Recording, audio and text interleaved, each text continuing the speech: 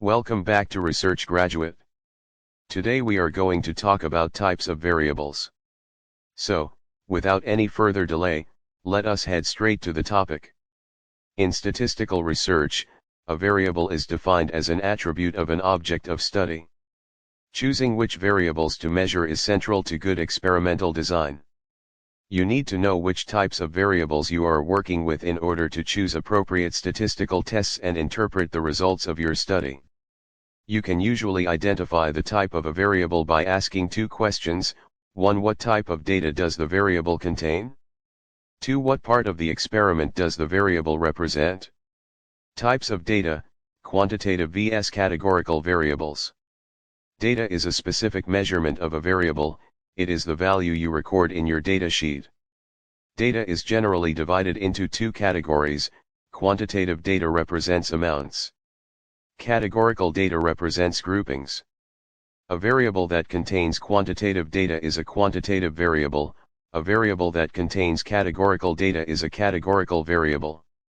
Each of these types of variables can be broken down into further types. Quantitative variables. When you collect quantitative data, the numbers you record represent real amounts that can be added, subtracted, divided, etc. There are two types of quantitative variables: discrete and continuous.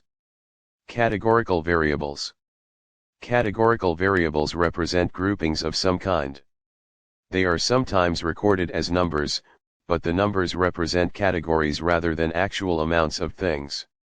There are three types of categorical variables: binary, nominal, and ordinal variables. Asterisk note that sometimes a variable can work as more than one type. An ordinal variable can also be used as a quantitative variable if the scale is numeric and doesn't need to be kept as discrete integers.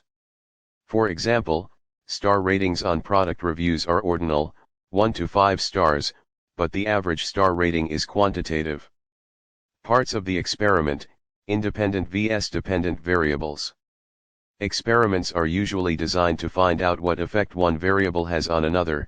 In our example, the effect of salt addition on plant growth.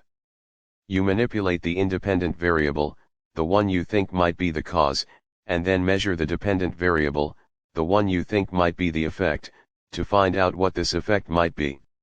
You will probably also have variables that you hold constant, control variables, in order to focus on your experimental treatment. What about correlational research? When you do correlational research, the terms dependent and independent don't apply, because you are not trying to establish a cause and effect relationship. However, there might be cases where one variable clearly precedes the other. For example, rainfall leads to mud, rather than the other way around. In these cases you may call the preceding variable, i.e. the rainfall, the predictor variable, and the following variable, i.e. the mud, the outcome variable. Hope you find this video insightful and knowledgeable to help you in writing your research papers without plagiarism. Anytime you feel like you are not able to do it on your own, call us right away and we will do that for you. We can help you with plagiarism check for the papers you write. Stay tuned to Research Graduate to get more such videos. Till then, happy research. Also, if you have any of the PhD and Master's related service requirements, visit our website www.researchgraduate.com. Check out the description for more contact details.